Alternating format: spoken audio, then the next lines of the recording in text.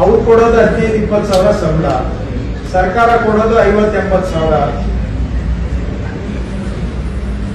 ಅವರು ಮಧ್ಯಾಹ್ನ ಊಟ ಇಲ್ಲ, ಏನಿಲ್ಲ. ನಾವು ಊಟನೂ ಕೊಡ್ತೀವಿ, ಶೂ ಕೊಡ್ತೀವಿ, ಬುಕ್ಕು ಕೊಡ್ತೀವಿ, ಹಾಲು ಕೊಡ್ತೀವಿ, ಬಟ್ಟೆ, ಯೂನಿಫಾರ್ಮು, ಬ್ಯಾಗು. ಏನ್ ಸ್ವಾಮಿ ಅರ್ಥ ಮಾಡಿಸಿ.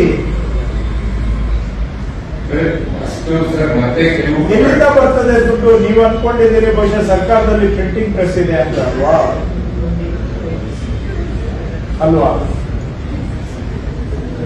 ಯಾರ್ದೋ ದುಡ್ಡು ಬಿಡಿ, ಹೋದ್ರೆ ಹೋಗ್ಲಿ, ಮಜಾ ಮಾಡೋಣ ಅಂತ. ಯಾರು ದುಡ್ಡಿದು? ಹಳ್ಳಿ ಕಡೆ ಹೇಳ್ತಾರಲ್ಲ, ಬಡ ಬೋರಯ್ಯ, ಅವ್ನು ಬಿಡಿ ಸೇರಿದ್ರೆ ಅದ್ರ ಮೇಲೆ ಪೆಟ್ರೋಲ್ ಟ್ಯಾಕ್ಸ್ ಇಲ್ಲಿ ಬರುತ್ತೆ. ಇಷ್ಟೆಲ್ಲ ದುಡ್ಡು ಖರ್ಚು ಮಾಡಿ ಮಕ್ಕಳನ್ನ ಶಾಲೆಯಲ್ಲಿ ಇಟ್ಕೊಳ್ಳೋದು, ಪಾಸ್ ಮಾಡಿಸೋದು ಆಮೇಲೆ ಬರ್ತೀನಿ, ಮಕ್ಕಳನ್ನ ಶಾಲೆಯಲ್ಲಿ ಇಟ್ಕೊಳ್ಳೋಕ್ಕೂ ಆಗಲ್ಲ. ವರ್ಷ 7,000 ಡ್ರಾಪ್ ಆಗುತ್ತೆ.